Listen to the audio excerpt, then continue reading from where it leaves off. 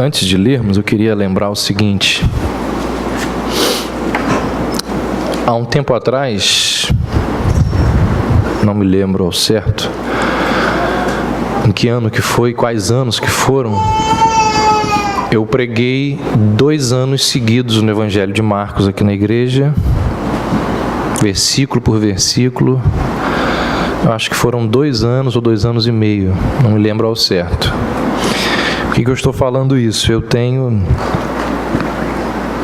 todas essas mensagens escritas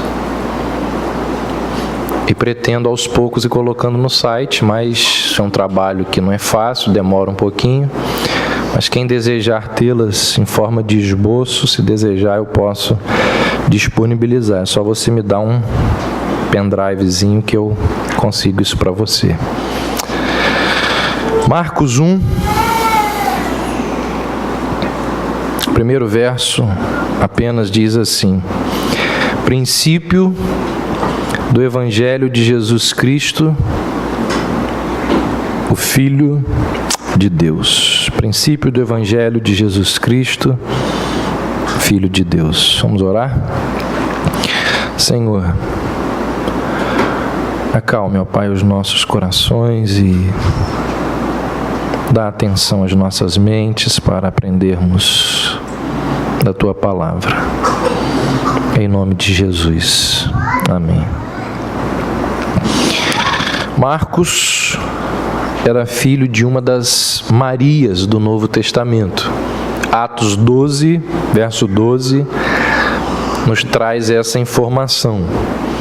Filho de uma das famosas Marias, sobrinho de uma outra pessoa importante no Novo Testamento, um camarada chamado Barnabé.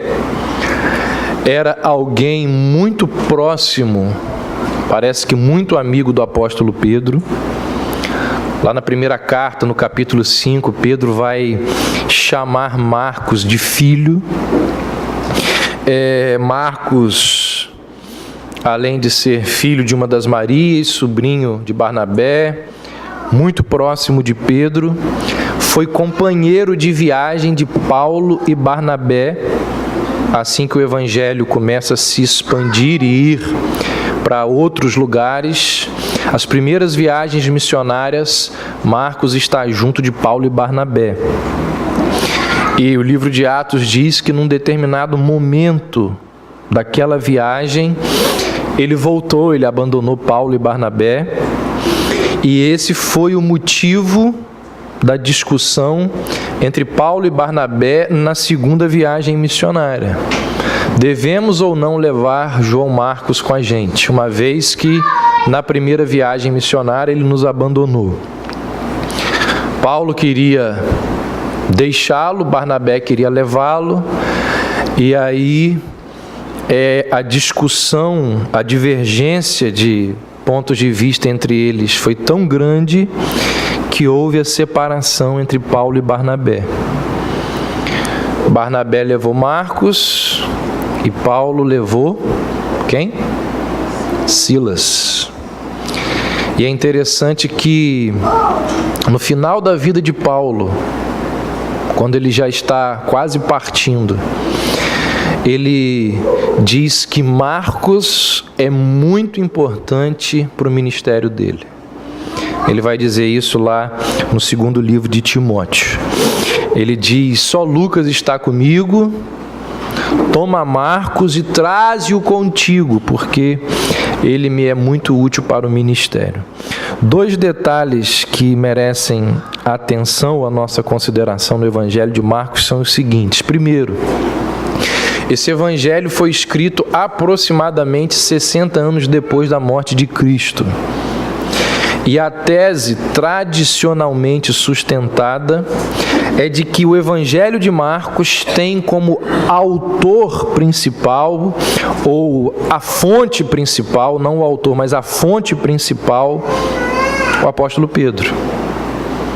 Ou seja, foi Pedro quem chegou para Marcos e começou a contar tudo aquilo que ele redigiu.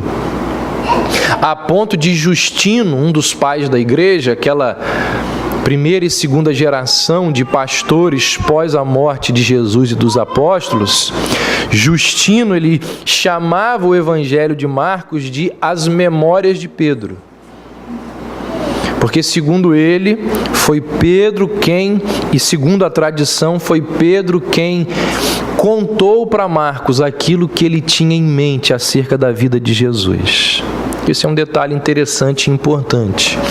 Outro detalhe importante acerca desse evangelho: ele foi escrito tendo em mente ou tendo como destinatários os romanos. Por isso que nós encontramos em várias linhas, em vários momentos do evangelho de Marcos, expressões latinas como legião, centurião. Marcos usa expressões latinas para dividir as vigílias da noite. Semana passada eu falei com vocês que Mateus tinha um público-alvo, tinha destinatários que eram quem? Os judeus. Mateus tinha em mente os judeus. Já Marcos, ele escreve não para judeus, mas escreve para gentios. Então, diferentemente de Mateus, que escreveu para judeus, Marcos, ao escrever, tem em mente gentios, mais especificamente os romanos. É por isso que quando você lê as páginas de Marcos, você percebe que existem poucas referências ao Antigo Testamento. É interessante que a lei judaica sequer é mencionada no Evangelho de Marcos. Porque ele não tem em vista os judeus, ele tem em vista os romanos. E Marcos vai explicar, por causa dos destinatários que ele tem em mente, ele vai explicar coisas básicas ali do judaísmo, como por exemplo, o Jordão é um rio. Ele não precisa explicar isso para quem é judeu. Mas como ele tem em mente romanos que não sabem o que acontece ali, ele vai dizer, o Jordão é um rio. Os fariseus costumam jejuar. Marcos vai dizer assim, o Monte das Oliveiras fica em frente do templo. Então ele vai dar explicações da geografia do povo judeu que normalmente ele não daria se estivesse escrevendo para os judeus. Mas como ele está escrevendo para romanos, para gentios, ele vai dar essas explicações. Então, o que eu quero dizer com isso? Cada um dos evangelhos, eles possuem um propósito diferente. Por quê? Porque eles têm em mente pessoas diferentes. Como Mateus escreve para romanos, para judeus, ele vai ter uma conotação ao escrever a sua mensagem. Como Marcos escreve para os romanos, a perspectiva de Marcos ao escrever é diferente. E semana passada nós vimos que Mateus, ao escrever para os judeus, ele apresenta, por escrever aos judeus, ele apresenta a Jesus como Cristo, como o enviado de Deus, como o rei dos judeus. Já a ênfase de Marcos vai ser diferente da de Mateus. Marcos não vai apresentar Jesus como Cristo, como Filho de Deus, mas ele como Cristo, o ungido de Deus, mas ele vai apresentar a Jesus como Filho de Deus. Vamos ver aí alguns textos que comprovam essa tese. O primeiro texto que eu li deixa bem evidente isso. Marcos diz assim: princípio do Evangelho de Jesus Cristo, o Filho de Deus. Marcos relata na continuidade do seu evangelho várias vezes que os espíritos imundos, quando eles se deparam com Jesus, eles vão reconhecer Jesus como Filho de Deus. Olha só aí, capítulo 3, Verso 11: E quando os espíritos impuros o viam, prostravam-se diante dele e gritavam: Tu és o Filho de Deus. Capítulo 5, verso 7 diz assim: Clamando em alta voz, disse: Que tenho eu contigo, Jesus, Filho do Deus Altíssimo? Rogo-te por Deus que não me atormentes. Então os demônios declarando Jesus como Filho de Deus. Lá no capítulo 14, vamos dar uma olhada lá. Marcos nos diz que... Gente, vocês me ajudem aí porque eu não tô me perdendo aqui. Vai ficar difícil para mim. Marcos nos diz lá no capítulo 14 que Jesus, ele é apresentado, ele é lembrado, não diz nada disso. Vamos ler aí o verso 61 do capítulo 14. O sumo sacerdote voltou a interrogá-lo, perguntando-lhe: Tu és o Cristo, o Filho do Deus bendito. Ou seja, a acusação que levou Jesus à cruz foi aquela em que Jesus se declarou como Filho de Deus, onde Jesus disse: Eu sou o Filho de Deus.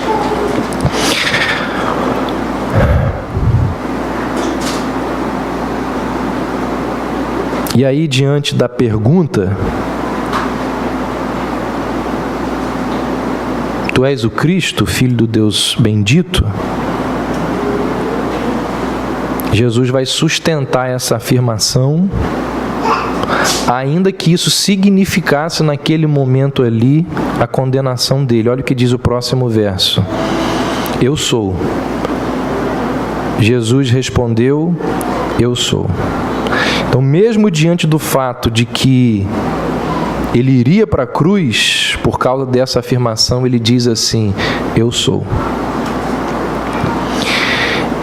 Um outro detalhe interessante do Evangelho de Marcos: a última pessoa do Evangelho a declarar que Jesus era o Filho de Deus foi um centurião.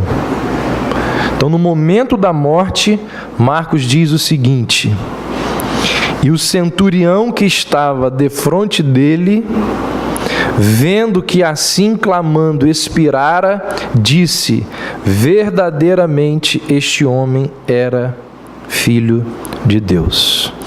Então, se Mateus apresenta Jesus como o Messias prometido, Marcos apresenta Jesus como Filho de Deus.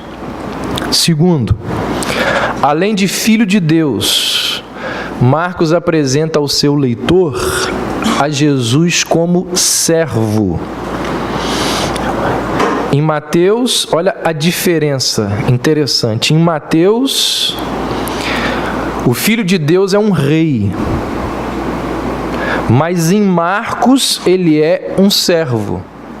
Então, se por acaso os livros ou os evangelhos se perdessem, e alguém num lugar lesse o evangelho de Mateus e encontrasse com uma outra pessoa que leu o evangelho de Marcos, ao conversarem, um diria assim: olha, Jesus era o rei. Foi o rei dos judeus. Aí a pessoa que leu o evangelho de Marcos diria assim: não, mas o evangelho que eu li diz que ele era um servo. As duas coisas são verdades. Por isso que os 4 evangelhos estão ali, porque eles se complementam, porque eles mostram características da missão de Jesus Cristo aqui na terra. Mostram características de quem foi Jesus. Esse é um dos motivos pelos quais esses 4 evangelhos entraram no cânon. Esse é um dos motivos pelos quais o evangelho de Tomé não entrou no cânon. Tomé, um dos discípulos que tinha lá, que falou assim: eu quero ver as mãos de Jesus marcadas pelos cravos, senão não vou acreditar. Esse camarada escreveu um evangelho. Tem lá os critérios canônicos pelos quais esse evangelho não entrou no cânon. Mas um dos motivos pelos quais esses 4 evangelhos estão no Novo Testamento é porque um complementa o outro. Então isso aqui é muito interessante. Marcos apresenta Jesus como servo. E isso é muito importante ser realçado nos dias de hoje, porque para muita gente no Brasil, nos dias de hoje, a ideia de filho de Deus como um servo não é uma coisa compatível. Porque o filho de Deus tem que ser cabeça, não pode ser cauda. Mas o Evangelho de Marcos nos mostra que Jesus foi um servo. E o negócio ganha ainda mais força quando nós nos lembrarmos que servo era a categoria mais baixa da pirâmide social na época de Jesus. Então, no Evangelho de Marcos, Jesus é apresentado como um servo. Um detalhe interessante acerca dessa apresentação que Marcos faz de Jesus como servo. Diferentemente de Mateus, no Evangelho de Marcos não tem genealogia. Percebe que Marcos já entra contando a história, ele não fala nada de quem são os antecessores de Jesus, não tem genealogia. Por quê? Porque quem queria se interessar pela genealogia de um servo? Genealogias eram preservadas de pessoas importantes. Capítulo 9, olha aí.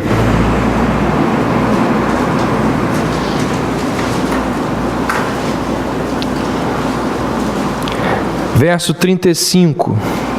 Então, sentando-se, chamou os 12 e lhes disse: se alguém quiser ser o primeiro, será o último e o servo de todos. Capítulo 10, verso 45. Pois o próprio Filho do Homem não veio para ser servido, mas para servir e para dar a vida em resgate de muitos.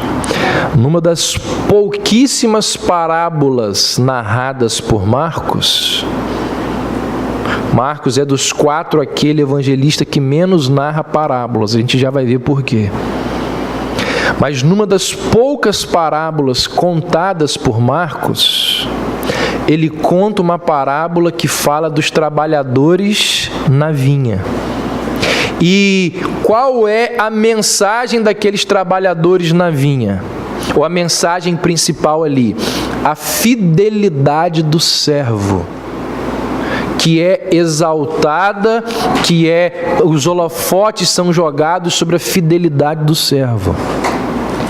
Então, a característica do servo aqui em Marcos, olhando para a vida de Jesus, é que o servo, ele está muito mais preocupado em servir do que ser servido. O servo, ele deseja dar ao invés de ser reconhecido e valorizado. O servo é aquele que entendeu que servir é um privilégio. Terceira característica de Marcos, ao apresentar Jesus aos leitores a quem ele escreve. Ele, como filho de Deus que serve, ele apresenta esse filho que é servo revestido ou cheio de obras de poder. Quem lê o livro de Marcos percebe que Marcos é um livro cheio de movimento, cheio de ação. Esse é o motivo pelo qual quem lê o Evangelho de Marcos se depara várias vezes com expressões do tipo imediatamente, Logo depois disso, a seguir, logo após, porque ele está contando coisas que estão acontecendo. É um livro cheio de ação. É por isso que em Marcos, os milagres de Jesus são muito mais enfatizados que em Mateus. Porque ele conta aquilo que Jesus fez, as ações de Jesus. Enquanto, por exemplo, Mateus destaca as mensagens e os sermões de Jesus, Marcos vai falar dos milagres de Jesus. Para vocês terem uma noção, Marcos menciona 20 milagres e apenas 4 parábolas. É um livro de muita ação. Se fosse transformado num filme, seria um filme de ação, de aventura. Por isso que no Evangelho de Marcos existem várias vezes palavras como poder, como autoridade, porque é um livro de ação. Vamos dar uma olhada? Capítulo 11. Verso 28, e perguntaram-lhe, com que autoridade fazes essas coisas? Quem te deu autoridade para fazê-las? Capítulo 2, verso 10 e 11 diz, mas para que saibais que o Filho do Homem tem autoridade para perdoar pecados na terra, disse ao paralítico, levanta, toma tua maca e vai para casa. Capítulo 1, verso 27, todos se maravilhavam a ponto de perguntarem entre si, o que é isto? Um novo ensino com autoridade. Ele ordena aos espíritos impuros e eles lhe obedecem.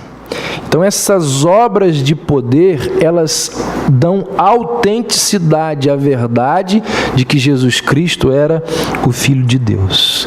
Por que Marcos enfatiza as ações de Jesus, os milagres de Jesus? Por que o Evangelho de Marcos é um evangelho cheio de ação?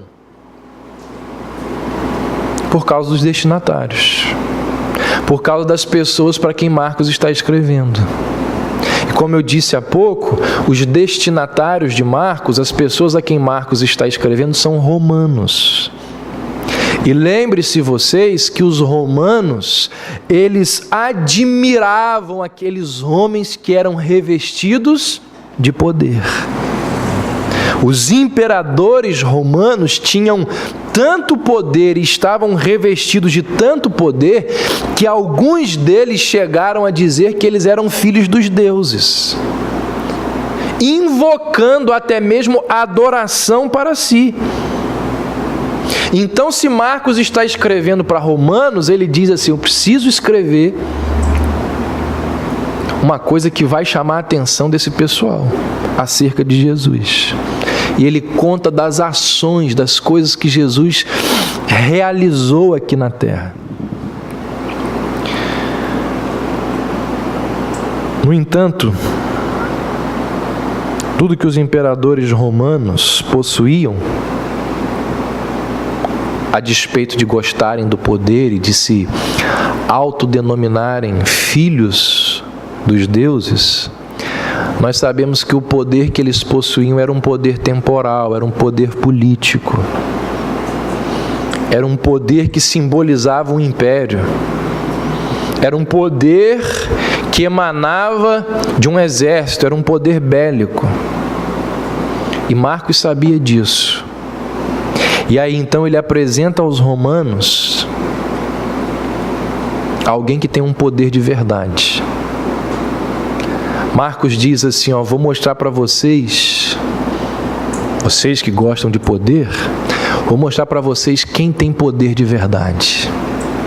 Esse camarada aqui, as palavras dele têm poder. Os espíritos imundos se sujeitam a ele. A natureza se sujeita a ele. A própria vida se sujeita a ele. Então, um bom observador perceberá que Marcos descreve Jesus como alguém revestido de poder. Poder que emana dele sobre a natureza, sobre a vida. Não é por acaso que as principais histórias de possessões demoníacas da época de Jesus são relatadas por Marcos. Porque ele deseja relatar ou mostrar para os seus leitores que Jesus é este homem, cheio de poder, que comanda esse mundo através de milagres e o mundo espiritual no qual estão os espíritos imundos. E por falar em poder, é óbvio que Marcos também não poderia deixar nesta apresentação deste homem cheio de poder, não só os milagres, mas também a mensagem, a pregação deste homem. Olha o que diz aí o capítulo 12, verso 24. Jesus lhes respondeu: errais por não conhecer as Escrituras e nem o poder de Deus. Então, como que a gente poderia resumir a apresentação que o sobrinho de Barnabé faz do Evangelho de Marcos? Primeiro, Jesus é apresentado como Filho de Deus. Esse Filho de Deus, ele é alguém que serve, e esse Filho de Deus, ele serve realizando obras de poder. Então, basicamente, é isso que Marcos nos fala acerca de Jesus. Quais são algumas aplicações que a gente pode fazer acerca desse apanhado do Evangelho de Marcos que nós vimos até aqui? Primeiro,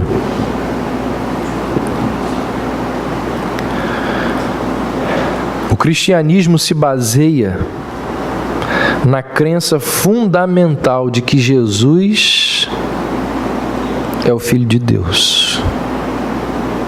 Jesus é o Filho de Deus. Gente, o mundo possui muitas religiões e muitas pessoas religiosas, mas isso não faz com que essas pessoas sejam cristãs. O mundo possui muitas pessoas que creem em Deus, mas esta crença não faz com que estas pessoas sejam cristãs. O mundo possui muitas pessoas que conhecem algum ou até muito conteúdo das Escrituras, mas este conhecimento não faz com que estas pessoas sejam cristãs. Cristianismo se baseia na convicção de que Jesus é o Filho de Deus. Essa semana, sexta-feira, antes de ontem, eu estava dando uma aula lá na escola, no ProUni, e aí levantou-se uma discussão lá, porque eu estava falando de politeísmo, estava falando de alguns deuses, e aí levantou-se uma discussão, e alguém falou assim: o espiritismo é cristão. Eu falei: nada disso. Espiritismo apanha algumas verdades da Bíblia que lhe são convenientes, que lhe é conveniente, e aplica a sua religião. Cristão, espiritismo não é. Cristianismo se baseia sobre a convicção de que Jesus Cristo é o Filho de Deus. Eles não pensam assim. Aí uma menina falou assim: mas eu sou espírita e eu penso assim. Eu falei: então o seu espiritismo está te doutrinando mal. Você está precisando